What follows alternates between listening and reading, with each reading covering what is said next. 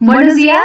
A nombre de la Dirección Adjunta de Innovación y Conocimiento, de la Gerencia de Capital Humano y la Unidad de Posgrados de Infotec, les damos la más cordial bienvenida a este foro de discusión sobre el papel de Internet en el seguimiento y control de pandemias, que se realiza en el marco de la celebración anual mundial del Día de Internet.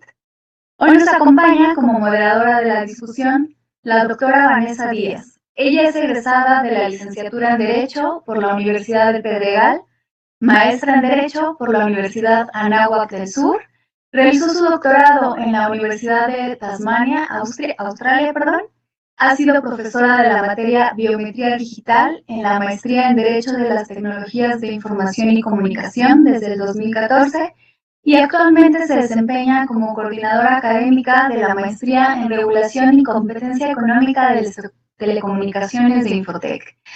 Pues bienvenidos nuevamente y les cedo la palabra a la doctora Vanessa. Muchísimas gracias, Julieta, por esa grandiosa presentación. Bienvenidos a todas y todos, tanto a los grandes panelistas que nos acompañan en este foro, pero sobre todo también al equipo de Infotec que está haciendo posible esta transmisión virtual. También queremos agradecer al proyecto del Repositorio Nacional por hacer posible el foro. Y pues bienvenidos también a todos los internautas que se nos estarán acompañando. Voy a ceder la palabra a la doctora Adriana Martínez. Ella es doctora en Estudios Sociales por la UAM Iztapalapa desde 2012. Es profesora investigadora de la ENS Unidad de León. Actualmente cuenta con el nombramiento de profesora titular de tiempo completo definitivo en la licenciatura de Economía Industrial, PRIDEC. Además es editora de la revista científica electrónica Entre Ciencias, Diálogos en la Sociedad del Conocimiento, indexada en Sistema Nacional de Clasificación del CONACYT, el Cielo, del Latindex, Redif, DOAG y periódica. Y a partir de diciembre de 2016 es jefa de la División de Educación Continua e Innovación. Miembro desde 2007 del Sistema Nacional de Investigadores, actualmente es nivel 2 y sus líneas de investigación son innovación, políticas de innovación, digitalización e industria 4.0, sector calzado y sector automotriz. Entre sus publicaciones se encuentran 2 libros de autoría, 9 libros coordinados, 25 capítulos de libro, 20 artículos en revistas indexadas y 35 artículos en extenso en Memorias en Común.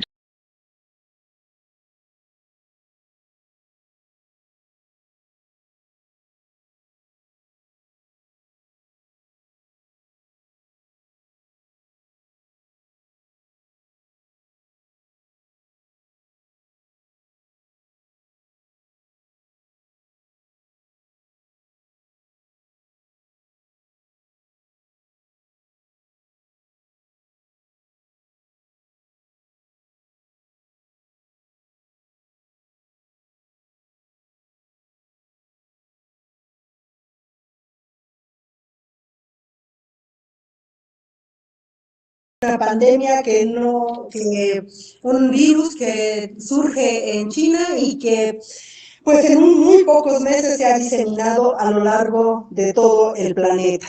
Entonces mi intervención va en dos sentidos que tienen que ver con la preocupación de todo lo que está aconteciendo en cuestión de la información pues a la que podemos tener acceso gracias a los avances de Internet y que también se disemina de manera muy rápida gracias a toda la evolución que ha tenido lo que se conoce como el social media, en donde tenemos a Facebook, a Twitter, a YouTube, a Instagram, ¿sí? Y mi preocupación va en este sentido. Nosotros actualmente, y podemos decir que desde mediados de los años 90 del siglo pasado, estamos viviendo en un periodo histórico que se llama la economía basada en el conocimiento, y que en esta economía basada en el conocimiento tiene dos rasgos característicos muy importantes. Primer rasgo característico es que el conocimiento se ha convertido en el insumo más importante que da en el pilar que da la competitividad a las personas, a las empresas, a las naciones. Ese es uno de los rasgos muy importantes de la economía basada en el conocimiento. El otro rasgo importantísimo es de que cada vez las innovaciones se producen de manera muy más acelerada y que estas innovaciones, gracias a lo que ha sido el desarrollo de las tecnologías de información y comunicación, que de hecho ayer también festejábamos esto, el Día Internacional de las Telecomunicaciones, y si no fuera por ellas y por sus avances no estaríamos nosotros ahorita en este panel, pues gracias a esto, esta información se disemina de manera muy, muy rápida, ¿sí? Y entonces aquí va mi primera preocupación. Y mi primera preocupación, que a mí me gustaría compartir con el público que nos está siguiendo, es cuánta de esa información a la que nosotros tenemos acceso es válida y cuánta de esa información no es válida. Si ustedes son un poco curiosos, hoy en la mañana yo lo hice, entré a Google, que es uno de nuestros buscadores más utilizados, en Google, y entonces googleé, porque esto ya es un verbo, la palabra COVID-19. Y encontré que en cuestión de segundos me lanzó que teníamos 3,850 millones de entradas, ¿sí? De entradas que pueden ser artículos, pueden ser noticias, pueden ser videos, lo que ustedes gusten, con respecto al COVID-19. Si entramos a Google Scholar, que sería como un buscador académico, ya hay un filtro, el resultado, o sea, me arrojó 22,000 resultados. Y si le pongo desde 2020 hay 2,560 resultados. Esto quiere decir que hay 2,560 artículos científicos en Google Scholar que tienen que ver con esta pandemia del COVID-19. Luego me fui a una base de datos que es muy importante, que es Cielo, y Cielo me manda a 212 artículos, o me dice que hay 212 artículos científicos que tienen que ver con el COVID-19. Y aquí hay un dato muy interesante: de estos 212 artículos científicos, 100 son preprint. ¿Qué significa que sean preprint? Significa que son artículos que fueron terminados por sus autores, que todavía no han sido discutidos, todavía no han sido evaluados y que se están poniendo al alcance del público. Que eso es algo muy bueno, pero también a veces no es tan bueno.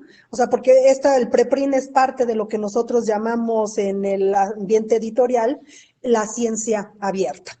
Entonces, ¿qué abordan estos artículos? Pues estos artículos, por lo general, abordan avances en la cura, ¿sí? Pero son avances en la cura que apenas en algunos casos son hipótesis y que la gente los toma como si fueran certeros. Estos artículos abordan también cuál es la conducta o las reglas de conducta que tenemos que seguir, hacen recomendaciones y entonces, por ejemplo, de los artículos que han salido y que algunos han sido retirados, por ejemplo, el 31 de enero salió un artículo en donde los autores decían que este virus había sido diseñado por humanos, había sido diseñado en un laboratorio. El 2 de febrero se retira este artículo, pero en ese inter del 31 de enero al 2 de febrero, este artículo tiene 200,000 descargas y 23,000 tweets. Entonces es ahí donde me gustaría como centrar esta preocupación mía. O sea, estamos evolucionando, nosotros tenemos acceso a una gran fuente de información, gracias al Internet lo podemos hacer cosas que no podíamos hacer hace 30 años, que ni siquiera es mucho tiempo, y la social media lo que hace es que provoca esta rápida diseminación, porque imagínense, si un artículo en 3 días tiene 200,000 descargas, ¿cuántas personas no lo consultaron ya? ¿Cuántas personas no se detuvieron a pensar si lo que ese artículo estaba diciendo era certero o no era certero? Y entonces esas personas tal vez se quedaron con esa idea y compraron la idea de que el virus había sido diseñado por humanos. Luego han salido noticias como tomar ibuprofeno puede ser fatal si tienes COVID. Esto también ya se descartó. Las pruebas no funcionan, entonces los países dejan de hacer pruebas. No, las pruebas sí funcionan, entonces hay que hacer pruebas. Entonces, con todo esto que yo estoy aquí comentando, creo que hemos llegado a algo que se llama la infodemia. ¿Y qué quiere decir esto? Pues tenemos una epidemia, pero de información. Estamos llegando a una sobresaturación de la información. Y esto, pues, nos está llevando a una infoxicación. Entonces, esto nos está impidiendo que nosotros nos sentemos primero a decidir en qué buscadores sí puedo yo tratar de encontrar artículos científicos o artículos de divulgación que sí hayan sido dictaminados, que sí hayan sido evaluados y que me estén dando información certera. Y también aquí va a entrar otro problema, va a entrar el problema de la ética, porque a veces puede ser que yo encuentre un artículo que se me hace súper fabuloso para compartir y sin pararme primero a ver cuál fue su fuente, o sea, de cuál es la fuente a través de la cual ese artículo fue publicado, yo me pongo a compartirlo en mis redes sociales. Y entonces esto puede llegar a otras personas que lo van a tomar como cierto. Y hay muchos estudios que nos dicen que las redes sociales pueden cambiar la conducta de los usuarios. Entonces, pues aquí a mí me gustaría cómo dirigir mi discusión hacia eso, o sea, que nos pusiéramos y o dedicáramos algunos momentos para reflexionar cómo podemos nosotros impulsar el desarrollo de competencias informacionales en la sociedad para que la sociedad realmente se convierta en una sociedad informada y que se pueda evitar el uso o la diseminación de lo que son las fake news, que estas lo que hacen pues es propagar información que no está siendo validada, información que muchas veces puede ser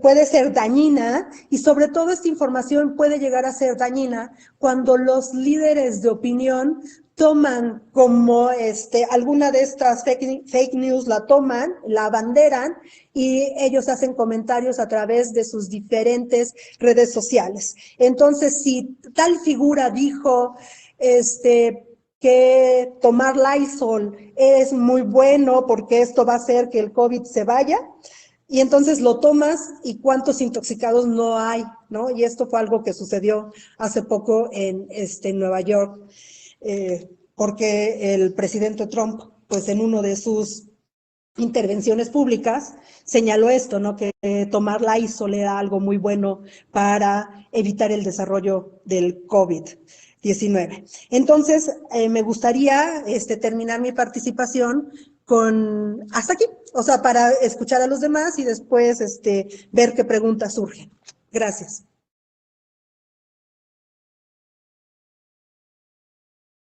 Bueno. Hola, sí, muchísimas gracias, doctora.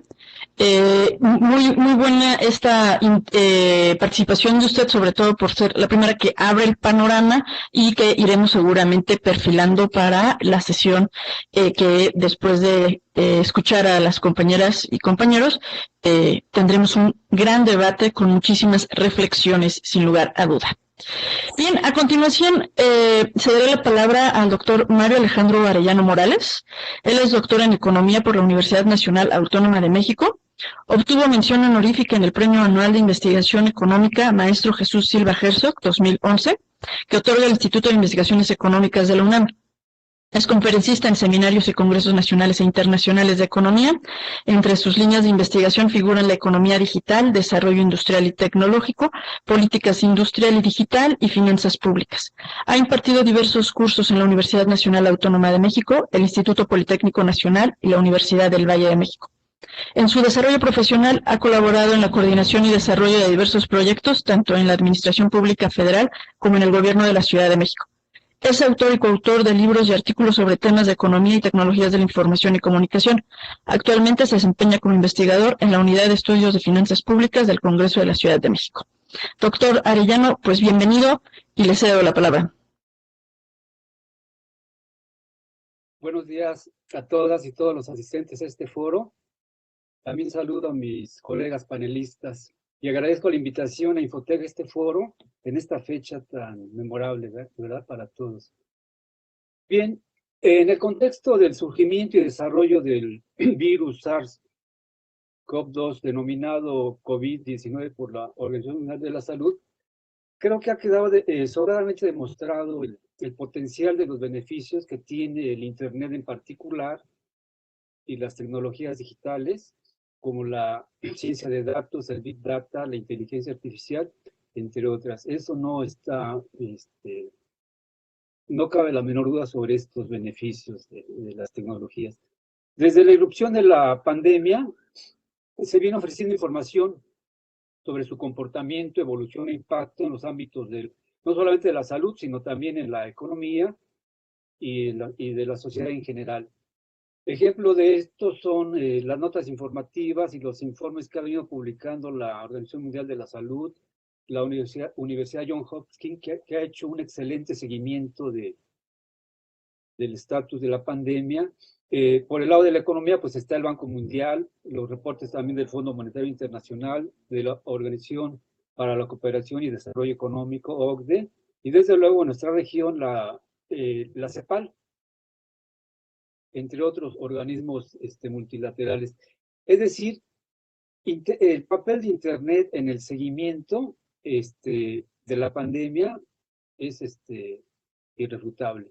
Por lo tanto, yo quiero focalizar mi intervención sobre tres conceptos.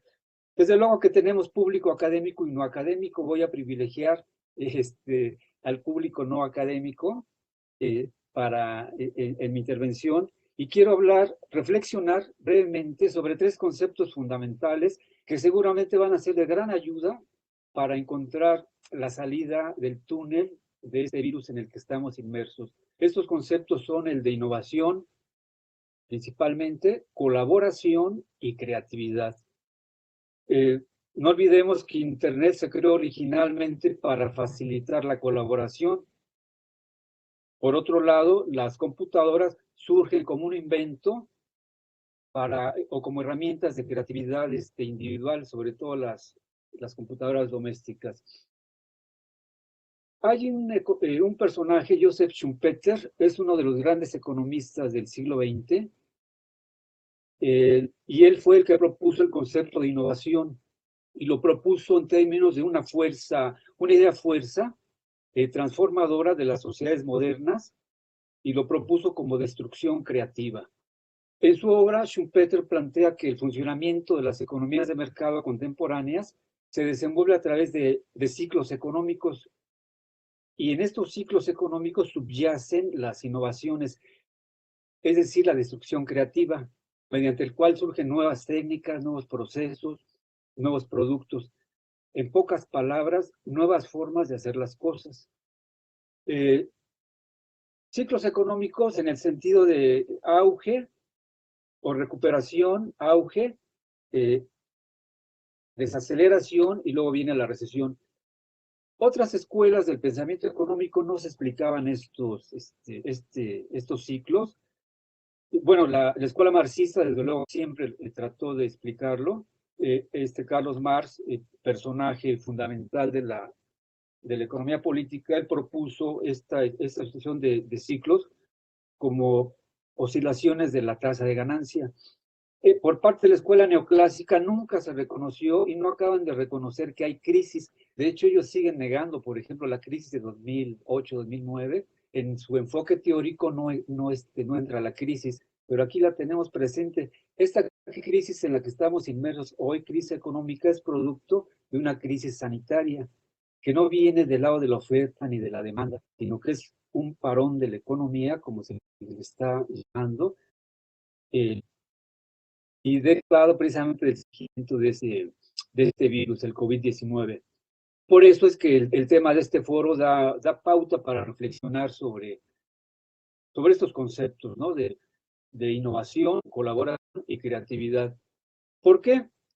Porque el concepto, la palabra innovación viene, digamos, se ha convertido en un término de moda, de uso, pero muchas veces se deja de lado su, digamos, su fuerza como concepto de creación, de destrucción creativa. Uh-huh. Y prueba de ello es precisamente la creación de la red de Internet, que no fue producto, la innovación es producto de colaboración, de trabajo académico científico en colaboración, y no es creación de una sola persona en términos individuales, es el trabajo en equipo. Por eso es de que estos conceptos de innovación, colaboración y creatividad están asociados a los nombres de grandes personajes como Vannevar Bush, Joseph R. Licklider, Paul Baran, Larry Roberts, Leonard Kleinkorf, Stephen Crocker, desde luego Robert Kahn y Vince, ¿verdad? Entre otros muchos académicos y científicos que precisamente dieron pauta al surgimiento o a la creación de este protocolo de Internet, que lo conocemos como el IP. No voy a abundar en los detalles de las aportaciones de cada uno de ellos, porque sería imposible. La reflexión la voy a realizar en términos generales, ¿no? Por ejemplo, Vannevar Bush. A Vannevar Bush le debemos la innovación esta de poder conjuntar el trabajo entre el gobierno, la academia y la industria. Este triángulo que propuso Vannevar Bush como titular en su momento de la Oficina de Ciencia en Estados Unidos, pues fue fundamental para dar pauta a la revolución tecnológica de finales del siglo XX. Joseph Licklider, él fue el precursor de dos conceptos fundamentales que a veces se nos olvidan, pero está en estos pioneros del Internet, están esos dos conceptos, ¿no? Licklider propuso que las redes deberían ser descentralizadas. Ese es un concepto fundamental, ¿sí? Los flujos de información de datos deberían de ser descentralizados y no deberían de favorecer ningún interés particular. Y además propuso esta construcción de las interfaces para la interacción entre hombre y máquinas, ¿sí? Estas interfaces, bueno, pues permitieron esa colaboración de hombre y máquina en tiempo real. Por eso es fundamental o es muy importante estos dos conceptos de Joseph Licklider. Por su parte, Paul Baran fue el primer ingeniero, no olvidemos, que concibió detalladamente la conmutación de datos en paquetes. Esto lo hizo Paul Baran en 1960. Concibió que todos y cada uno de los nodos deberían de tener también el mismo poder de conmutar y enrutar el flujo de datos. ¿Sí? Bajo esta idea también de descentralización. Y otra de sus aportaciones fue de que este gran cúmulo de datos podían ser organizados en pequeños paquetes estandarizados. Entonces, se dice fácil, pero son dos importaciones muy importantes, que obviamente los demás académicos y científicos siguieron trabajando en estas vertientes. Por su parte, Kleinrock, ¿qué hizo Leonard Kleinrock? Bueno, él en su proyecto de tesis en 61 en el Instituto Tecnológico de Massachusetts, el MIT, él propuso construir o analizar la base matemática para poder predecir los atascos de tráfico en la red, que han sido el pan nuestro desde que desde que ARPANET deja de ser una red y se convierte en Internet, pues el flujo de datos ha sido el talón de Aquiles, ¿no? Para poder estar informados. Por eso es muy importante la aportación de Leonard Kleinrock.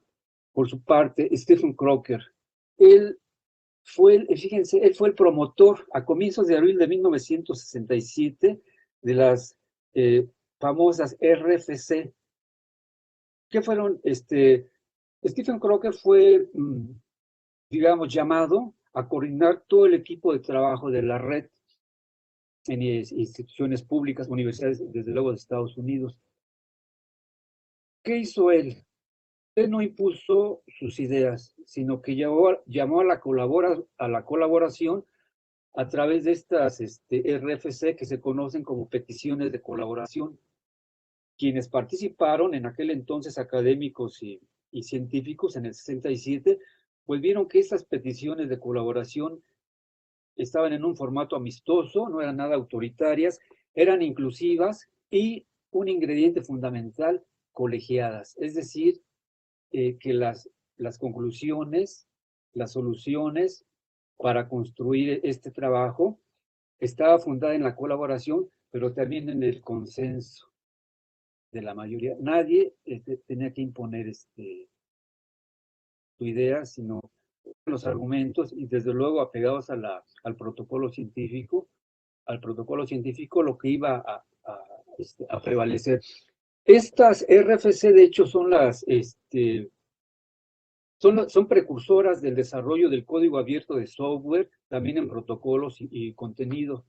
Condujeron este desarrollo desde las RFC, condujeron a lo que se conoce el primer host del IMP hasta finales de agosto del 69, justo cuando se envió el primer IMP entre dos instituciones académicas de Estados Unidos. ARPANET hubiese seguido como red nada más, si no es por la colaboración de dos personajes fundamentales, en este caso Robert Kahn y su socio Vince Cerf. Estos dos académicos fueron los promotores de la idea de que todas las computadoras deberían adoptar el mismo método y la misma plantilla para remitir sus paquetes. ¿Cuál fue el resultado de esta colaboración entre Kahn y Cerf? El resultado fue el protocolo de Internet, el IP, por una parte. El IP indicaba cómo introducir el destino de paquetes en su encabezado, ayudaba a determinar cómo viajaría a través de las redes para llegar hasta allí. Por encima de había un protocolo de control de transmisión, los TCP, que mostraba también el orden correcto en el que había que reacoplar los paquetes, los revisaba para comprobar si faltaba alguno y reclamaba la transmisión de cualquier información que se hubiese perdido. Esto se dio a conocer como TCP/IP y lo publicaron Kahn y Cerf en un artículo seminal que titularon Un protocolo para la interconexión de redes de paquete. Con ese artículo, estimada audiencia, con este artículo nace Internet. O sea, Internet es producto de la colaboración. En síntesis, eso. El surgimiento de Internet fue un proceso de innovación, colaboración creativa. Yo creo que en estos tiempos de COVID, de incertidumbre, de que estamos conscientes o no estábamos conscientes, esto nos viene a mover y nos pone en el centro lo vulnerable que somos como seres humanos. Pero estoy seguro también que estos conceptos ya están haciendo, de hecho, acto de presencia, la innovación, la colaboración y la creatividad para encontrar la vacuna que nos pueda proteger contra este virus. Yo le apuesto a ello más que a la incertidumbre. Desde luego somos seres humanos, no somos robots, estamos todos preocupados, pero nos hace pensar esta situación por la que estamos atravesando, que es que hay salidas. Al final del túnel hay salida y seguramente se va a encontrar la vacuna y ojalá y los gobiernos de todo el urbe, de este mundo digital, tomen conciencia de que esas vacunas deben de ser compartidas para todos, en todos los países. Llámese economías emergentes, llámese economías desarrolladas, pero todas las sociedades debemos de tener acceso a estas vacunas. Ahí lo dejo para sus preguntas y para continuar con la discusión en este foro. Muchas gracias. Muchísimas gracias, doctor Arellano. Sin lugar a dudas nos ha puesto a reflexionar cómo es que este desarrollo tecnológico a través de la colaboración estamos ahora presentes con esta pandemia e incluso pues obviamente las reflexiones que se desarrollarán pues van a ser bastante nutridas, sobre todo por las posibles aplicaciones que pudieran desarrollarse a raíz de esto. Sin más preámbulo, voy a presentar a la doctora María de Jesús Medina Arellano. Es investigadora titular A definitiva del Instituto de Investigaciones Jurídicas de la UNAM, es licenciada en Derecho por la Universidad Autónoma de Nayarit, es maestra en Derecho por la División de Estudios de Posgrado en Derecho de la UNAM. En 2008 obtuvo la medalla de plata Alfonso Caso, doctora en Bioética y Jurisprudencia Médica por la Universidad de Manchester en el Reino Unido. Desde el año 2013 forma parte del Sistema Nacional de Investigadores, SNI Nivel 1 de CONACYT, coordinadora académica del Diplomado en Bioética, Salud y Bioderecho del Instituto de Investigaciones Jurídicas de la UNAM, desde su primera generación en 2015 a la fecha. Desde el año 2003 es miembro del Colegio de Bioética, en donde es actualmente secretaria académica desde 2017 es miembro del Consejo Directivo de la Asociación Internacional de Bioética, en donde es secretaria. Desde 2019 es miembro del Comité Universitario de Ética de la UNAM. Desde 2016 es consejera del Consejo Consultivo de la Comisión Nacional de Bioética en México, y desde diciembre de 2019 es miembro del Comité de Ética del Consejo de Salubridad General de México. Bienvenida, doctora, y adelante, tiene usted el micrófono.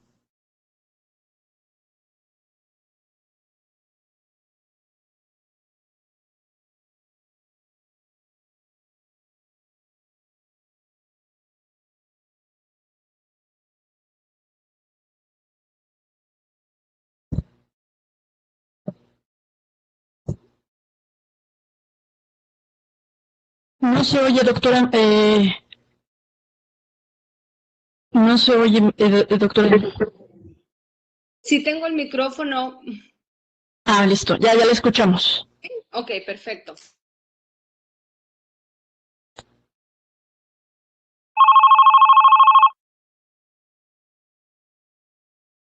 Ya no la volvemos a oír.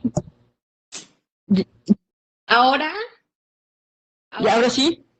Ah, bien, así voy a dejar. Parece que algo es raro aquí en la aplicación. Bueno, inicio agradeciendo pues a la querida doctora Vanessa Díaz, quien hace nuestra amable introducción a las y los investigadores que me precedieron. Y bueno, yo quisiera sí arrojar un poco de reflexiones siguiendo lo que ya adelantaba la doctora Adriana Martínez respecto al papel que juega el Internet en esta infodemia, ¿no? Que ha sido sí clave para el seguimiento y mitigación de la pandemia, pero no ha sido clave para el combate de fake news que afectan de manera importante a poblaciones vulnerables. Y sobre todo, pues me voy a referir a poblaciones vulnerables en nuestro país como somos las mujeres. Es importante resaltar que las mujeres conformamos el mayor número de profesionales de la atención a la salud, y también, según la Organización Mundial de la Salud, 70% de las mujeres son parte de los servicios de salud, y no hemos empleado el Internet como mecanismo de seguridad o defensa para quienes han sido atacadas primordialmente en nuestro país, enfermeras, ¿no? Esta infodemia también ha exacerbado un tipo de violencia para el personal de la salud. En este sentido son las enfermeras. Este derecho el derecho a la información compromete el derecho a la salud, o más bien una violación a este derecho a la salud pone más peligro el derecho a la salud de las mujeres durante esta pandemia. Otro ejemplo que ya adelantaba la doctora Adriana es precisamente la irresponsabilidad de algunas autoridades y medios de comunicación en las declaraciones sobre la inexacta utilidad de algunos fármacos, como es la hidroxicloroquina, que está en ensayo clínico y no es un tratamiento probado para el COVID-19. Lo que no consideran las autoridades de nuestro país, y es altamente irresponsable, es que muchos de estos fármacos son esenciales para preservar la salud y vida de miles de mujeres, quienes son más propensas a desarrollar enfermedades crónicas como la artritis reumatoide o lupus, y que forman parte ya de un grupo de riesgo ante el COVID, y que se exacerba el grupo de riesgo por las declaraciones irresponsables de nuestras autoridades en cuanto al uso de estos fármacos, porque se lleva a la compra de pánico de personas que ni siquiera lo van a necesitar en algún momento. Por otro lado, tenemos también el desarrollo de aplicaciones móviles, que en muchos países han servido como botones o alarmas de pánico para salvar la vida a las mujeres. Es decir, pueden ser que sea un medio que directamente llegue un reporte a las autoridades competentes y se dé una respuesta rápida y efectiva a tiempo para evitar, pues, un feminicidio o hasta un suicidio. Porque de manera importante el confinamiento o este distanciamiento social ha exacerbado la violencia que se sufre en los hogares, contrario a las declaraciones que tenemos por parte de las autoridades. ¿Sí? Más aún cuando los hogares se comparten con el perpetrador en un espacio de 5 por 5 metros cuadrados. Indudablemente las aplicaciones móviles y el acceso al Internet podrían ser herramientas adecuadas para garantizar un apoyo psicológico y así evitar pues, la violencia física que lleva a la muerte y también los suicidios, ¿no? Medidas como estas han sido implementadas en otros países en América Latina. Por ejemplo, es el caso de Argentina, que desarrolló una aplicación gratuita por parte del Ministerio de las Mujeres, Géneros y Diversidades, y ha sido un recurso muy importante y complementario de información. Y aquellas mujeres que no tienen acceso a Internet pueden llamar a otra amiga o familiar para que puedan hacer la llamada o el uso de la aplicación para que directamente se les apoye. Y es que esto es bien importante porque tenemos que reconocer que al abordar estos temas los tenemos que hacer desde la interseccionalidad, también tratando de considerar la condición socioeconómica y de precariedad que vivimos muchas mujeres y sobre todo también puede haber mujeres indígenas que ya no se diga que no pueden acceder a una tecnología, sino incluso a un teléfono móvil, ¿no? Por tanto, pues los esfuerzos también deben de estar dirigidos para proporcionar acceso al Internet o bien un móvil para mujeres en situación de riesgo o de pobreza, por ejemplo. Finalmente, nada más lo dejo para que podamos tener tiempo para la discusión, el desarrollo de estas aplicaciones a nivel global, sí, para el seguimiento de quienes han sido contagiados o para el desarrollo de investigación y vacunas. Pero a mí me queda mucho la incertidumbre, dado las declaraciones que hemos tenido de las autoridades en distintos países, si van a proteger nuestros datos genéticos o tienen ya instaurados sistemas de protección de datos genéticos para precisamente que no en nombre de la investigación se transgredan otros derechos de por sí ya transgredidos durante esta pandemia. Muchas gracias.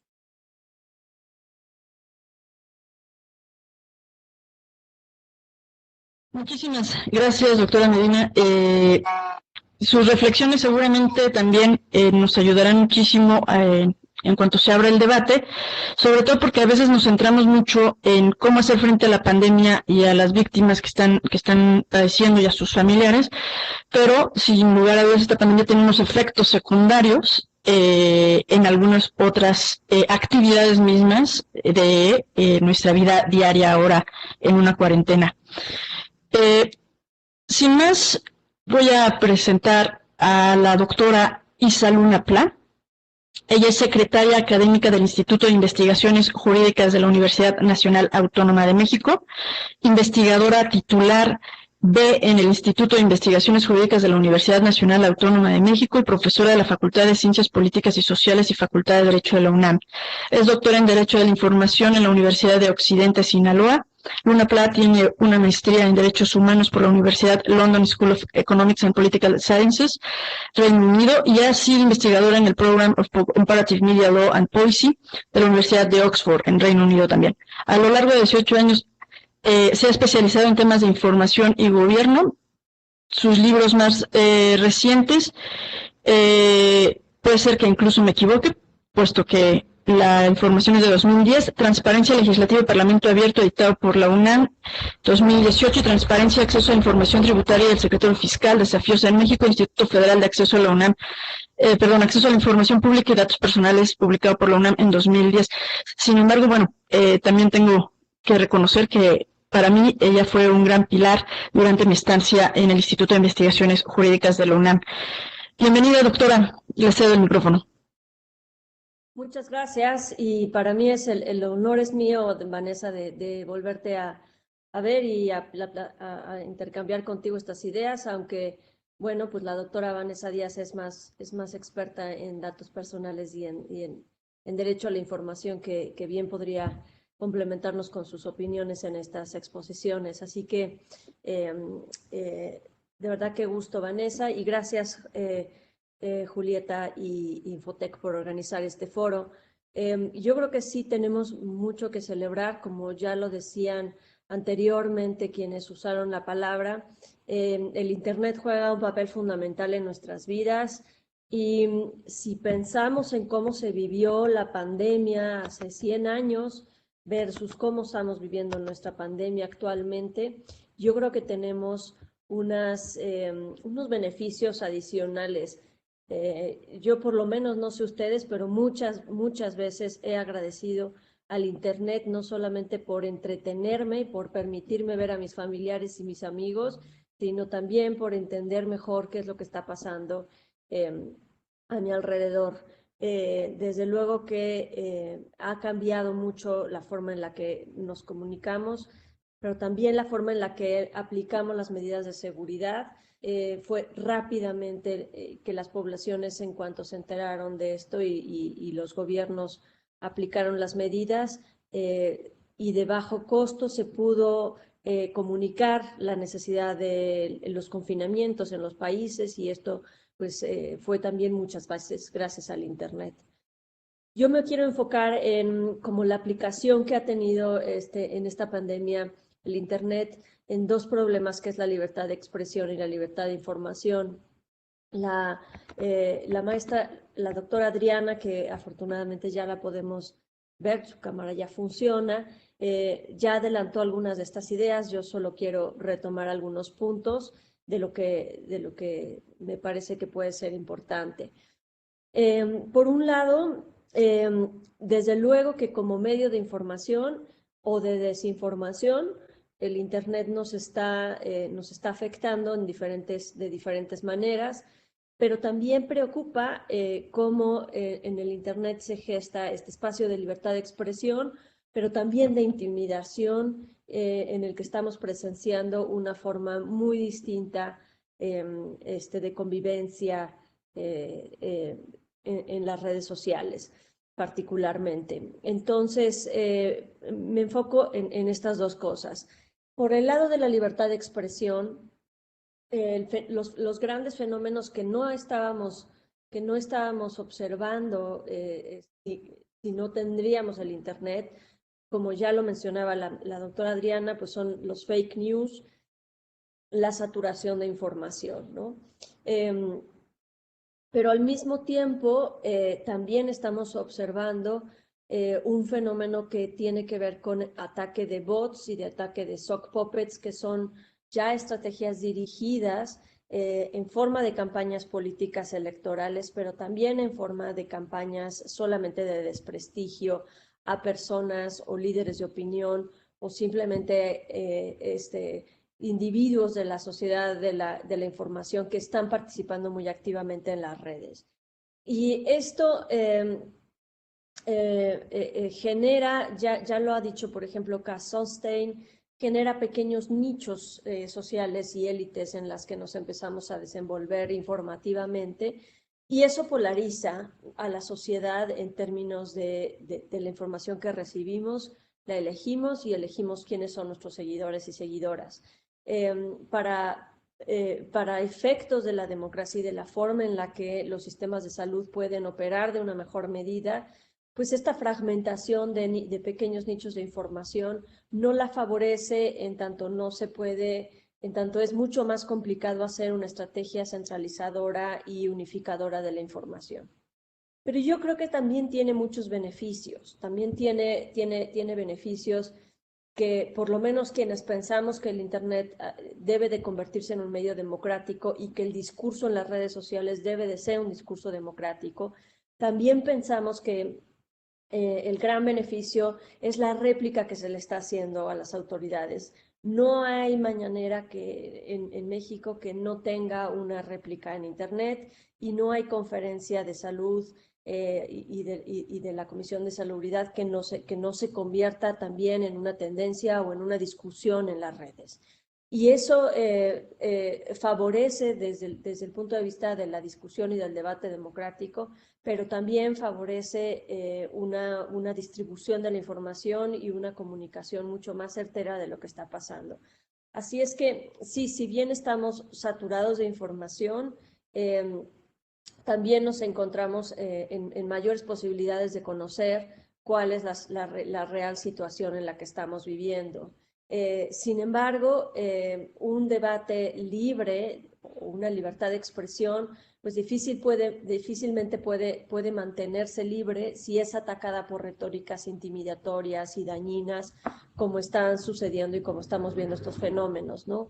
Nuestros grandes laboratorios de opinión pública actualmente en México, uno en la Universidad de Jalisco, en el ITESO de Guadalajara, y otro en Veracruz, en la Universidad Veracruzana, pues se han esforzado en enseñarnos cómo las tendencias en las redes, particularmente en Twitter, se expresan estas ideas y cómo vienen estrategias dirigidas de personas que suplantan su identidad para poder hacer ataques y desprestigios específicos a ciertos personajes. Y eso hace que incluso intimiden o desestimen el discurso de algunos actores.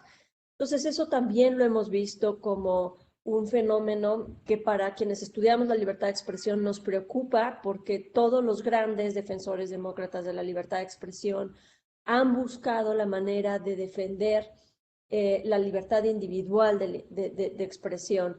Y esto que estamos viendo se convierte más bien en una imposición del discurso dominante o de un discurso dominante forzadamente y de manera perjudicial a las libertades individuales que ya habíamos establecido en el plano no virtual, digamos.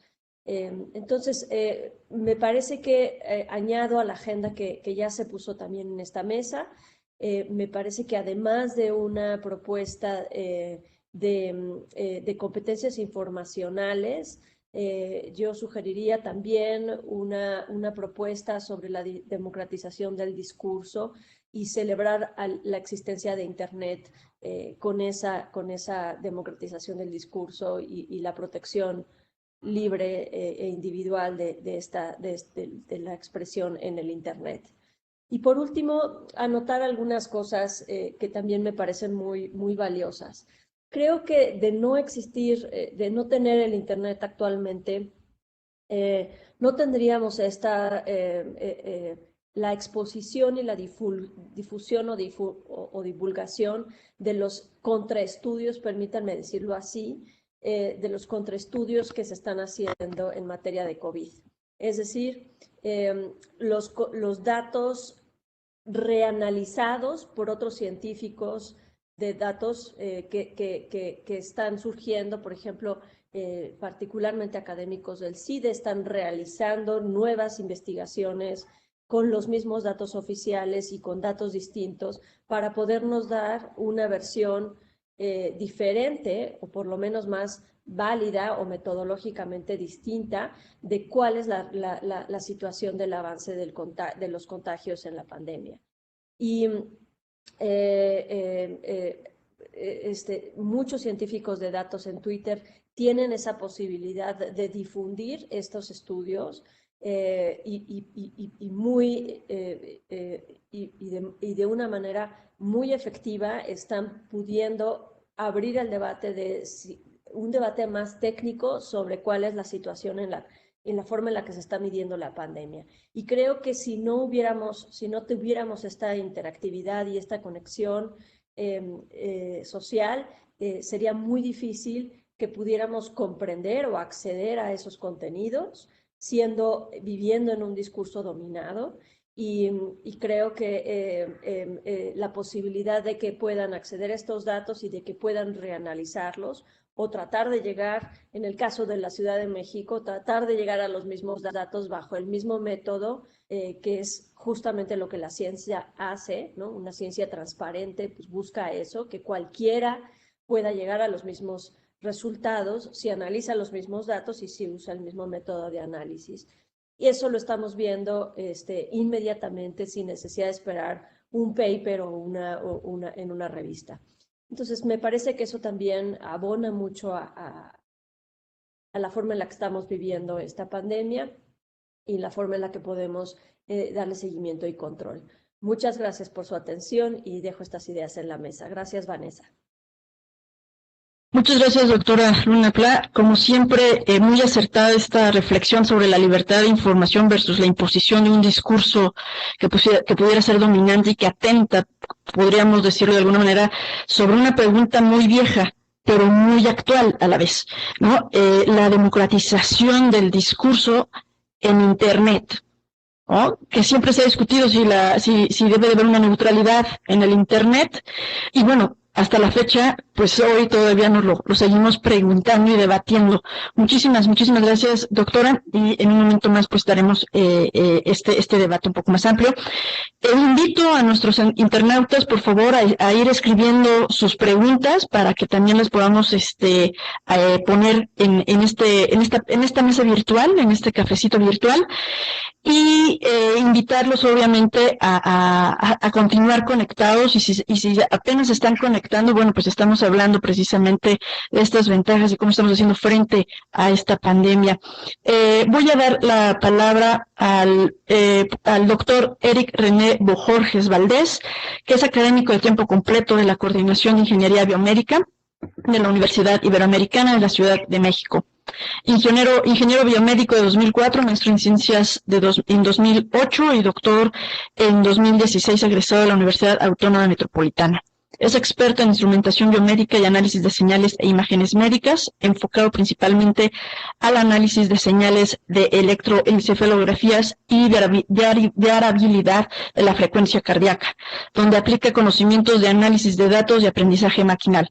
Actualmente es profesor de tiempo completo a nivel licenciatura y posgrado de la Universidad Iberoamericana Ciudad de México. Anteriormente fue profesor en la Universidad Autónoma Metropolitana de la licenciatura en Ingeniería Biomédica. Trabajó para la empresa Innovamédica SAPI como ingeniero en desarrollo y líder de proyectos, realizando desarrollos en el área de instrumentación en sistemas embebidos. Es miembro activo de la Sociedad Mexicana de Ingeniería Biomédica, del Engineering Medical and Biology Society, de la IEB, y de la BCI Society, Sociedad de Interfaces Cerebro-Computadora. Colabora en proyectos de desarrollo en la Asociación para Evitar la Ceguera en México y ha sido director de varios proyectos de titulación de licenciatura tanto en la Universidad Autónoma Metropolitana como en la Iberoamericana. Cuenta además con varias publicaciones en revistas indexadas, así como trabajos en congresos internacionales. Adelante, doctor. Gracias, Vanessa. Buenos días y muchas gracias por la invitación. Pues queda poco por agregar. Bueno, desde mi perspectiva, que es de la parte de los sistemas y de las cuestiones de medición de los pacientes, pues obviamente Internet ha sido y seguirá siendo, de hecho estamos empezando a hacer un parteaguas para la telemedicina que se tenía desde hace mucho tiempo. Actualmente con las tecnologías de comunicación, pues podemos seguir a los pacientes desde su propia casa.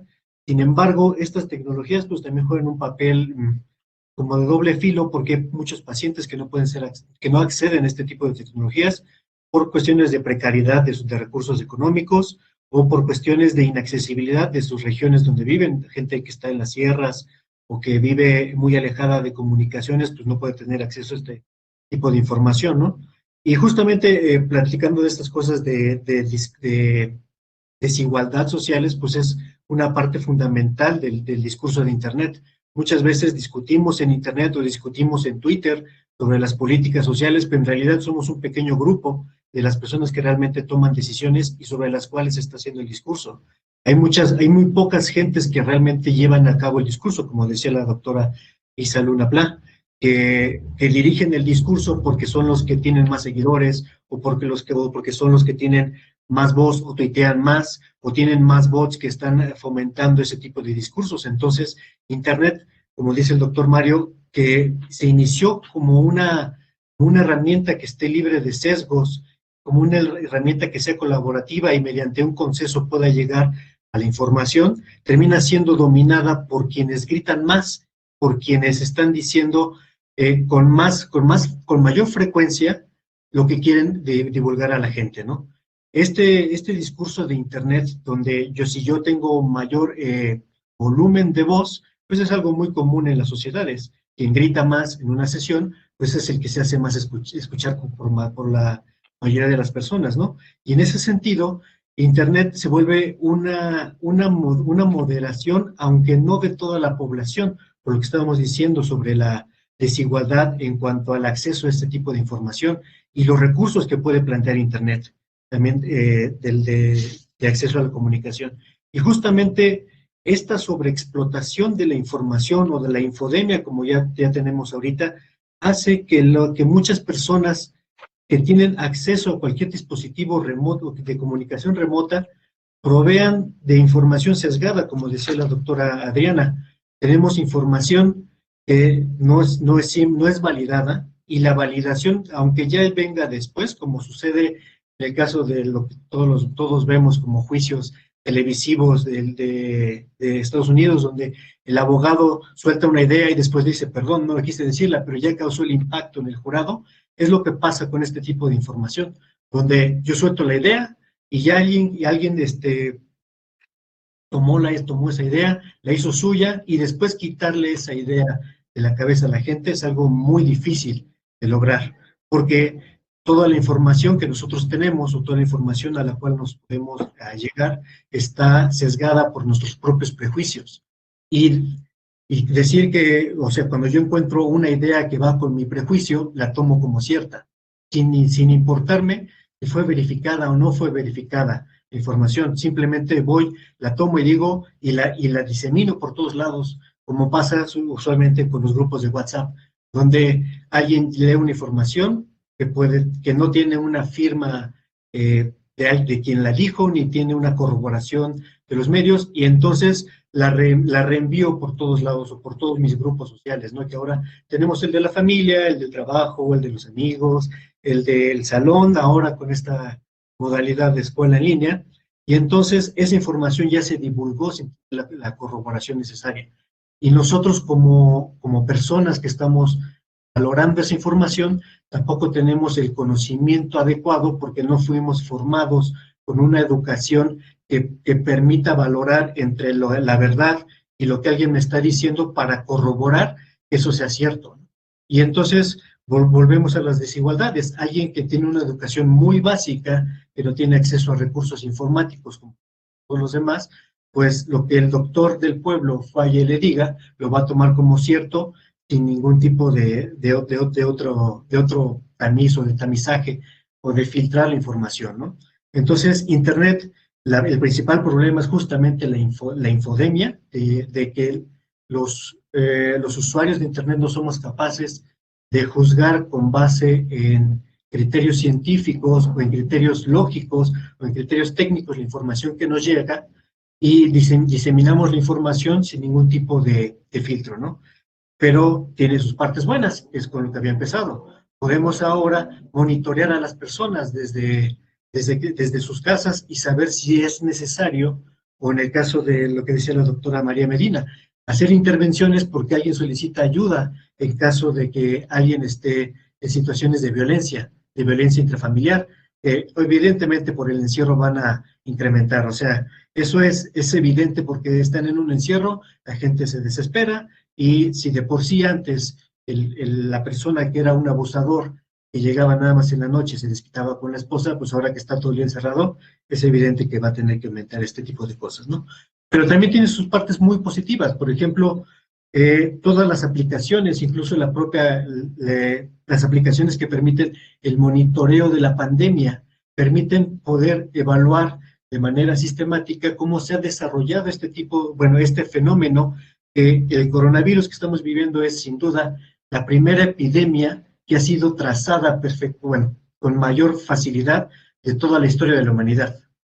Podemos saber el reporte diario de cuántos infectados, cuántas muertes, cuántos contagiados, cuántos han salido, y sobre todo tener estimaciones de cuál es la perspectiva para cuándo vamos a poder salir de esta situación. Hay muchísimos esfuerzos de todos los gobiernos, ¿no? Y además, el que ahorita un gobierno no ponga a la población la información de los contagiados es contraproducente para él, porque lo primero que uno dice, aún con la información, es: están ocultando algo. La primera cosa que surge en la población, aún con los datos que se muestran, y lo hemos visto como parte de la infodemia, es: el gobierno no cuenta bien los muertos, el gobierno no cuenta bien los infectados, necesitamos hacer más pruebas. Todos esos datos, que son críticas que son válidas, porque son críticas que se pueden hacer, aunque vienen de sectores que no son especialistas en un manejo epidemiológico, son válidas desde el punto de la sociedad y con eso construyen un discurso que hace que las autoridades puedan moverse y puedan dar respuesta a ese tipo de discursos, ¿no? Tenemos bastantes herramientas tecnológicas, como es el caso del monitoreo de Johns Hopkins, como es el caso de la página de coronavirus.gov.mx, que nos permite ir siguiendo cómo va la evolución de la pandemia. Y no solamente eso, sino estos datos que nos alimentan a los científicos de datos para poder tener análisis, permiten también valorar si las acciones del gobierno o si los modelos o si las cuestiones que se presentan de los gobiernos son válidas o no, porque permiten a nosotros los científicos de datos tener información que antes era imposible tener. En la pandemia de 2009 de la influenza, no había todavía este auge de las tecnologías de información y eran muy pocos los centros que eran capaces de dar un seguimiento a la evolución de las pandemias. Se basaban casi siempre en UNAM, en una que otra dependencia del CONACYT y una página del gobierno que en ese entonces todavía era más cuestionable de lo que es ahora, ¿no? Pero bueno, el auge del Internet tiene sus grandes ventajas, como es esta diseminación de la información a todo aquel que tenga acceso a Internet, incluso a quien no tenga acceso a Internet, porque puede conocer a alguien que sí tiene acceso y le presta su celular, le presta su computadora, le muestra algo que está impreso. Y la otra parte o la contraparte que es que todavía como sociedad no somos capaces de tomar la información sin sesgos, sino siempre estamos orientados por nuestros prejuicios y siempre damos por válido lo que creemos que es válido, y cualquier cosa que vaya en contra de nuestro prejuicio, inmediatamente le bajamos el volumen porque no queremos diseminarlo, porque nos dice, eso no puede ser cierto, el gobierno siempre nos miente, o al revés, el gobierno tiene toda la razón. Y no tenemos un juicio balanceado que permita contrarrestar esta infodemia que tenemos actualmente. Gracias, Vanessa. Muchas gracias, doctor. Estimados panelistas, la verdad es que creo que ha sido un éxito en lo que llevamos en nuestras intervenciones de este foro virtual. Y voy a cambiar un poquito la dinámica. Me voy a ir a las preguntas que nos están haciendo los internautas. Quien quiera contestarla no va a ir asignada a nadie, porque me parece que todas estas preguntas que nos están llegando, pues todos después de haberlos escuchado, pues cualquiera puede estar en posibilidad de dar su opinión, y creo que es más valioso para los internautas precisamente el escucharla de ustedes. Entonces, nada me indican ahí para irles cediendo y activándoles el micrófono. La primera pregunta es, ¿no debería el gobierno censurar páginas web donde se publiquen fake news o información que contradiga lo que se dice en las conferencias? ¿Quién la quiere? Así que me levantan la manita para que yo pueda verlos claramente y acceder. ¿Quién le interesaría darle? Doctora Isa Luna Pla. Sí, bueno, básicamente parte de la defensa del Internet y de festejar el Internet cada año es festejar la libertad dentro de y la gobernabilidad en Internet, para que la regulación que se aplique pues sea una regulación solamente entre los internautas. Entonces, digamos que dentro del derecho, una gran parte del análisis se ha enfocado en ver la forma en la que pueden existir mecanismos tecnológicos o herramientas para poder autorregular, en este caso, el discurso y esta información en Internet. Y lo que estamos viendo en el mundo es que hay muchas organizaciones, incluso de periodistas y en México, que existen y que se dedican a desmentir esa información o a suplirla con información correcta. Entonces, más que sean los gobiernos los que tengan la posibilidad de acallar el discurso de los bots o de los puppets o de la gente que pone fake news, sería muy riesgoso, digamos, establecer normas que pudieran permitirle ese poder a los estados, por lo que alternativamente lo que contamos en Internet es con mecanismos de autorregulación. No sé si la doctora Adriana tiene también algún comentario sobre esto.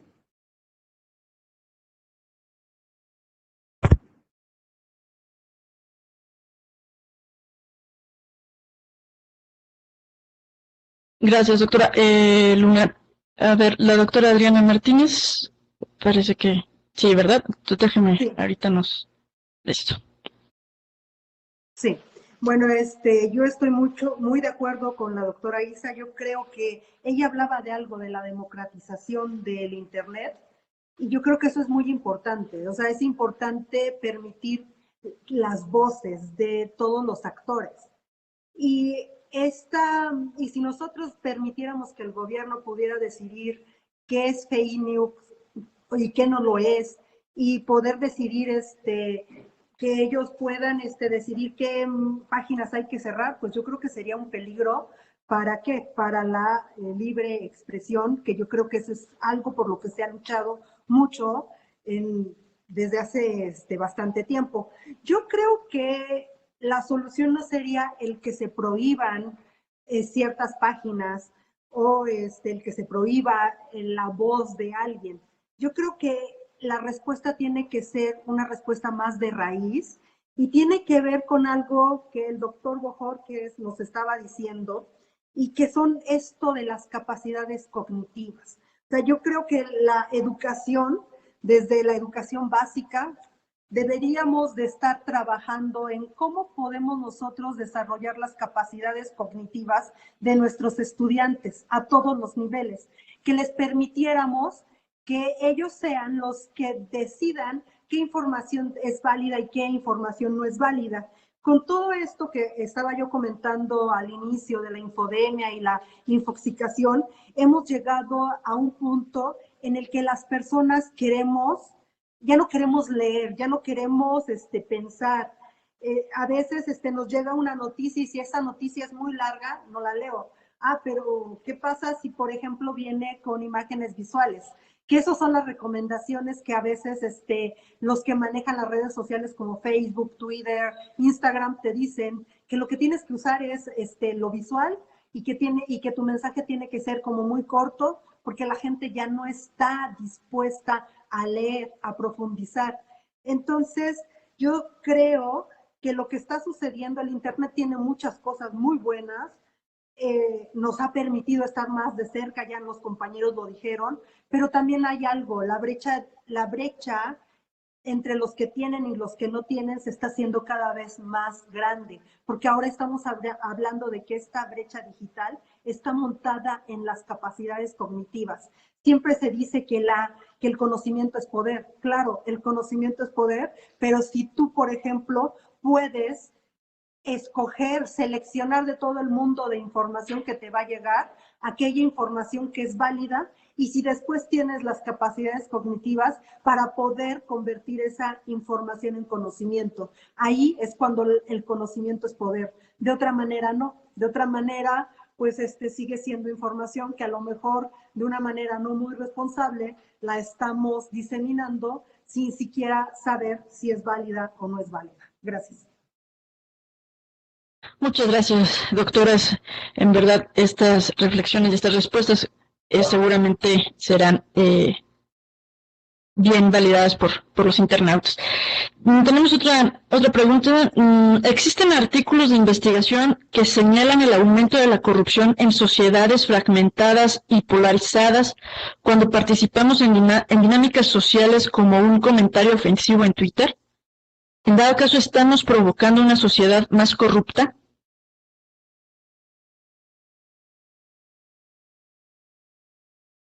Es interesante la pregunta. Existen artículos de investigación que señalan el aumento de la corrupción en sociedades fragmentadas y polarizadas cuando participamos en dinámicas sociales como comentarios ofensivos en Twitter. Y claro, después estaríamos provocando una sociedad más corrupta.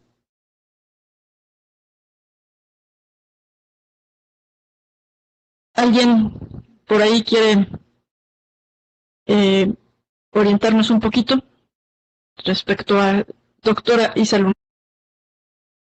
Sí, quizás, a ver, los estudios de corrupción que conozco que tienen que ver con esto se refieren más bien a experimentos de comportamiento económico que nos permiten saber cómo en sociedades muy informatizadas, ¿no? Cómo conocer, se ha medido la participación electoral, por ejemplo, qué tanto afecta que este tipo de sociedades muy informatizadas con fake news, con información incluso electoral adicional, participen o no. Y algunas de las conclusiones de estos artículos que yo recuerdo es que el gran hallazgo es que sí, este tipo de sociedades inhiben la participación, más allá de castigar al corrupto cuando saben que es corrupto, inhiben la participación electoral.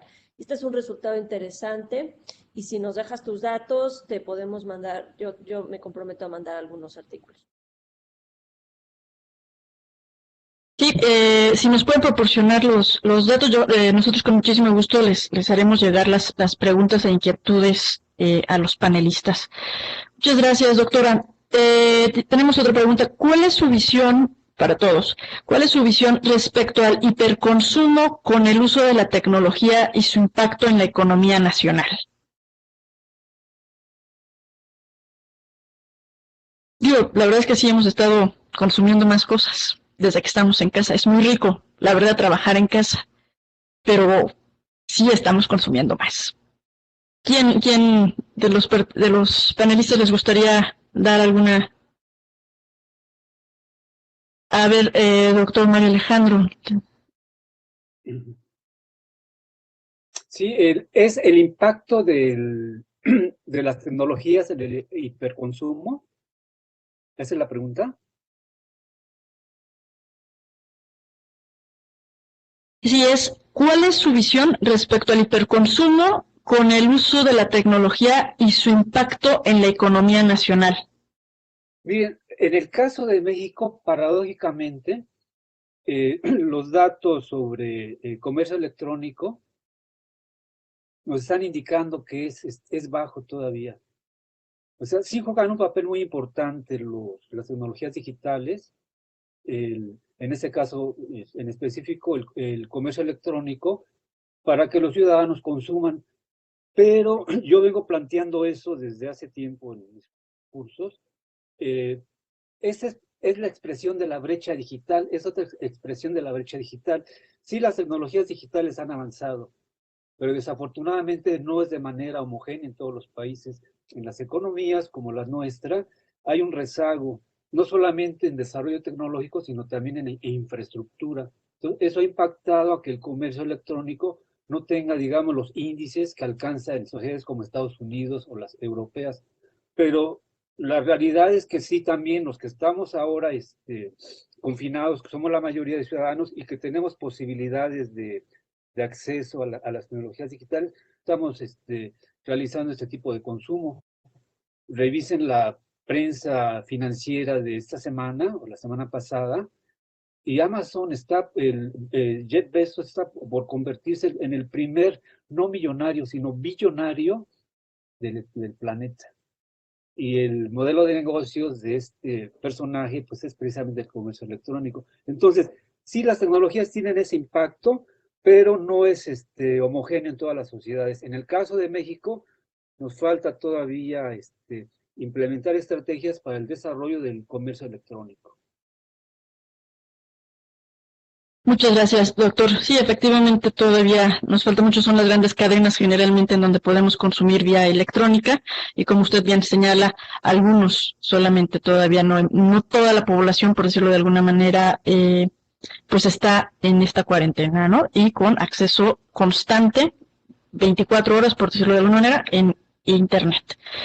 Bien, la siguiente pregunta que nos hacen llegar es, ¿qué opinan sobre las iniciativas en algunos países que proponen el seguimiento de casos positivos a través de la tecnología y cómo puede afectar la privacidad de los individuos en la sociedad? Muchas de las aplicaciones las han estado desarrollando países asiáticos en sus gobiernos. Y bueno, es algo que sí genera también mucha inquietud y preocupación. ¿Quién quiere participar? A ver, doctor Bojorges. Espérame.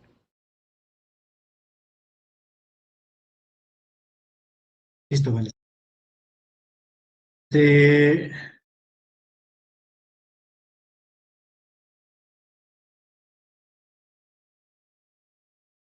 Ya, ya. Pues bueno, es parte del seguimiento de que suena como una idea muy positiva, o sea, el darle el seguimiento a cada caso específico de COVID, es un poco la discusión que se tenía de por qué no tenemos todas las pruebas, o por qué no hacemos una prueba para toda la población. Pero tiene sus desventajas técnicas dado el gran volumen de humanos que somos. Entonces, analizar todos esos datos puede ser demasiados datos y demasiado abrumador.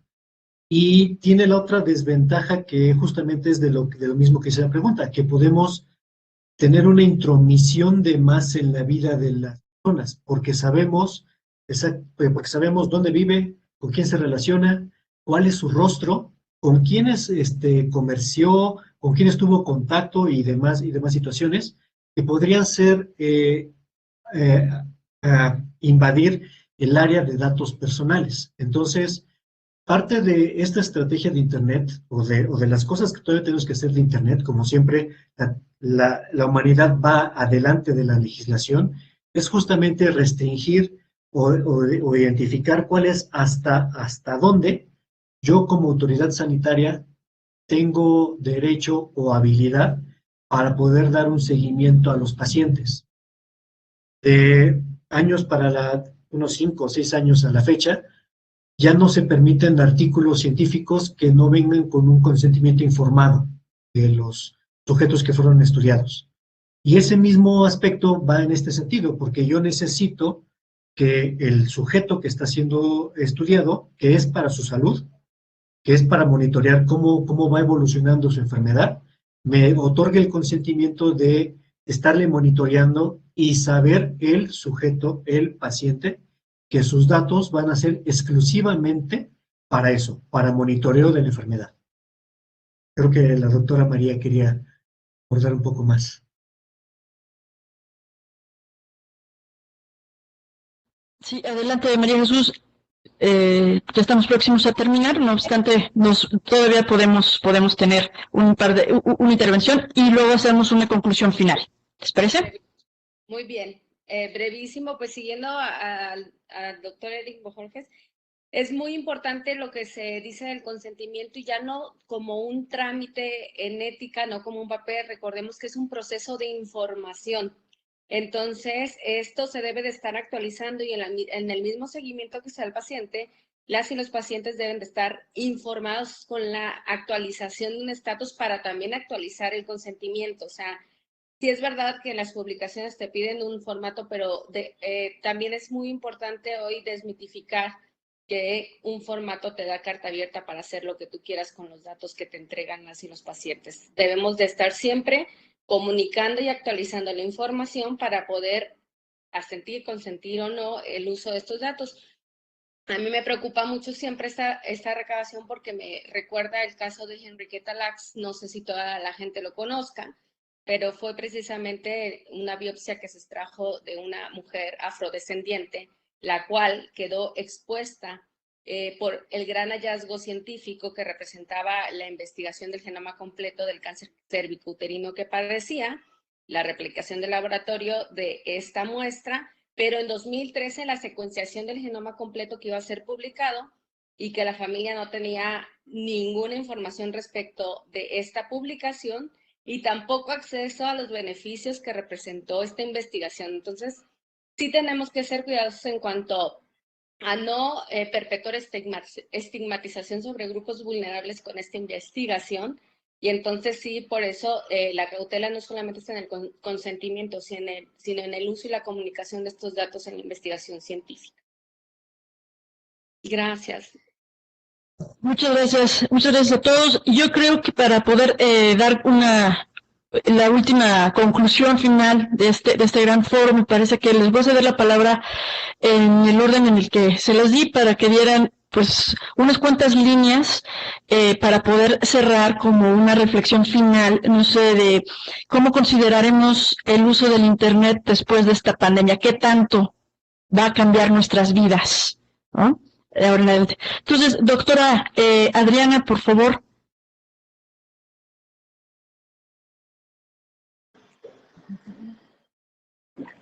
Bueno, primeramente, nuevamente, muchas gracias a Infotec por la invitación. Fue un panel muy rico, muy interesante escuchar a mis colegas. Y yo creo que el Internet es algo muy benéfico, el desarrollo tecnológico es algo muy benéfico para la sociedad, pero siento que siempre tenemos que hacer un balance entre qué sí utilizar y qué no utilizar. Con respecto a la última pregunta, yo estoy estudiando, mi línea de investigación actual es digitalización o industria 4.0 y dentro de esto tenemos lo que es el Internet de las cosas.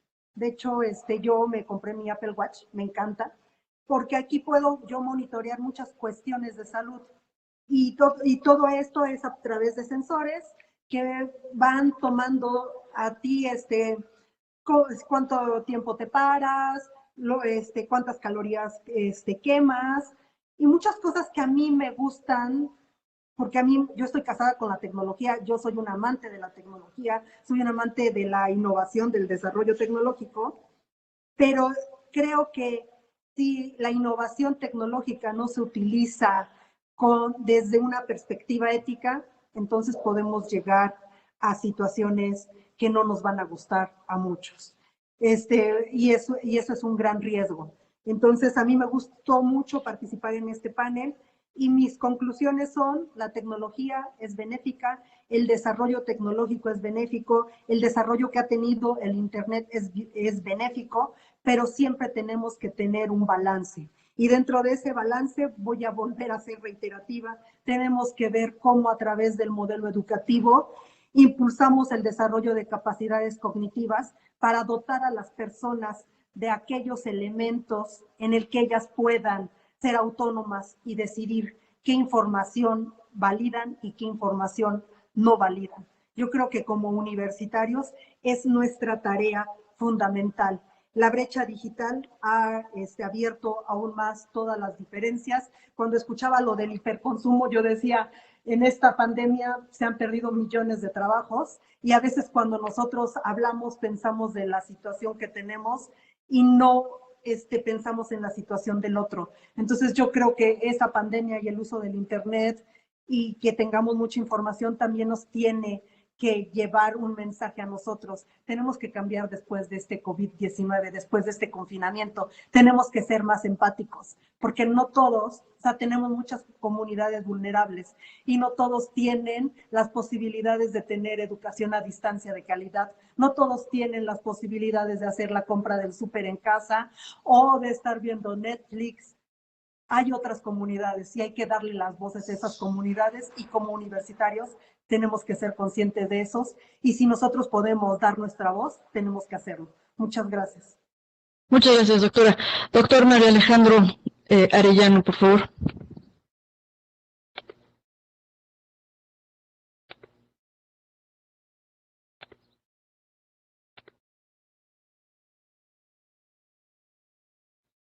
Parece que está cerrado el micrófono.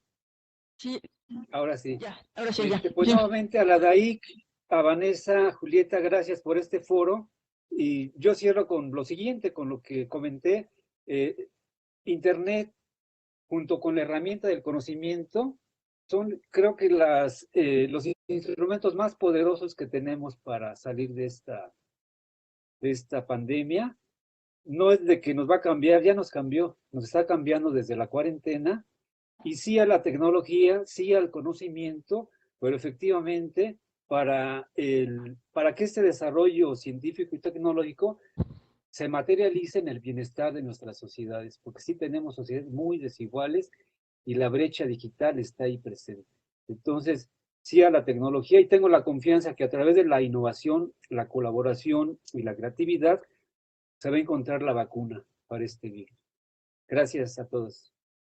Muchas gracias, doctor Mario. Muy bien, doctora María Jesús Medina. Sí, sí me escuchan, ¿verdad? Sí.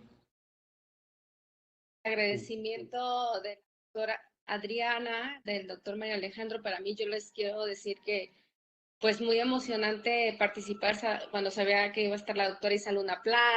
Por primera vez estamos juntas en un panel, la doctora Adriana, el doctor Eric, la doctora Vanessa Díaz. Yo más bien aprendo de ustedes, y mis preguntas siempre serán éticas, ¿no? La ética del Internet y de la tecnología, ¿no? Sabemos que si se puede, se hace. La pregunta bioética es cómo lo hacemos, y la normativa desde los derechos humanos para evitar cualquier tipo de abuso y cualquier uso desproporcionado de nuestros derechos en perjuicio de quienes son más vulnerables. Entonces, muchísimas gracias a todo el público que nos acompañó y pues a ustedes por este gran aprendizaje. Un honor. Muchas gracias. Muchas gracias, doctora María Jesús. Ahora cedo la palabra a la doctora Isaluna Pla. Pues yo igual hacerles el foro y de verdad encantada de estar aquí con ustedes y de reencontrarme con Vanessa, con María de Jesús, que bueno, es una gran amiga. Doctor Mario Alejandro, un placer escucharlo. Eric, desde luego, siempre es un gusto. Y Adriana Martínez, aprendimos mucho esta mañana. Yo, una muy brevísima reflexión, creo que nos queda la forma en la que nos hemos comportado en esta pandemia, tanto en el ciberespacio, por lo menos desde el punto de vista del derecho, nos deja muchas interrogantes, muchas preguntas en cómo hemos venido entendiendo nuestras libertades fundamentales y cómo deberíamos defenderlas y aplicarlas actualmente.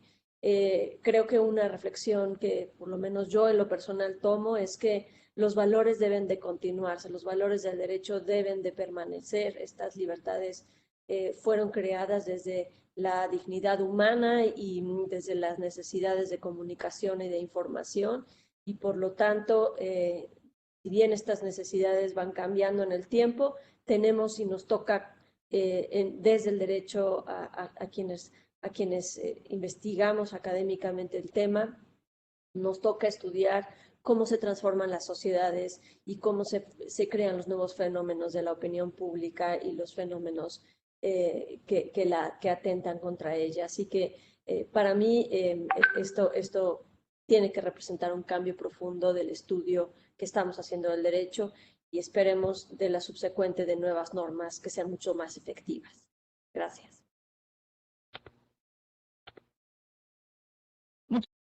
Gracias, doctora Isaluna Pla, por sus reflexiones. Cedo el micrófono al doctor Eric Bojorges. Por favor.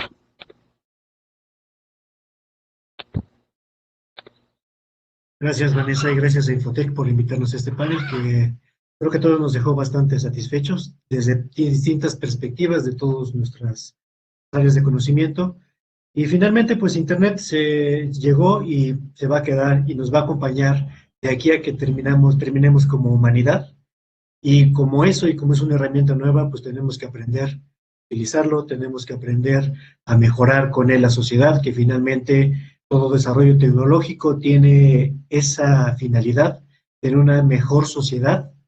Y pues bueno, tenemos que aprender a vivir con él, a saber discriminar, a hacernos, a tener una mejor educación tecnológica y a finalmente poder definir qué es bueno y tener un buen juicio. Eso no lo va a dar Internet, sino lo va a dar las competencias que aprendemos desde niños, a formar juicios propios para poder discriminar lo que es verdad de lo que es fake news, porque no podemos exigirle o no debemos exigir al gobierno censura en ninguna de las circunstancias.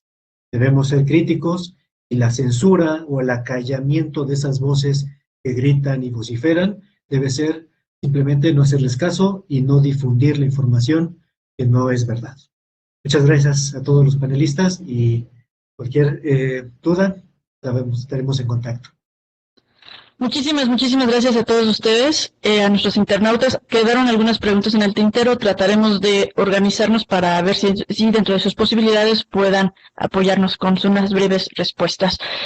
Cedo el micrófono a Julieta Alciber, que es quien nos hizo favor de hacer la introducción primaria, no sin antes nuevamente agradecer al proyecto del Repositorio Nacional por hacer posible este foro. Muchas gracias.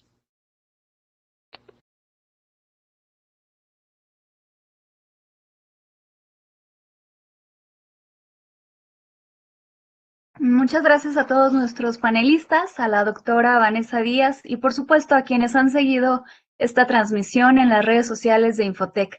Les recordamos que mañana tendremos el segundo foro de discusión en punto de las 11 horas, el horario es de la Ciudad de México. Y por último, queremos invitarles a conocer la oferta académica de Infotec, que se encuentra disponible en la página web www.infotec.mx. Ahí encontrarán las bases de la convocatoria abierta para ingreso a posgrado. Muchas gracias, nos vemos mañana.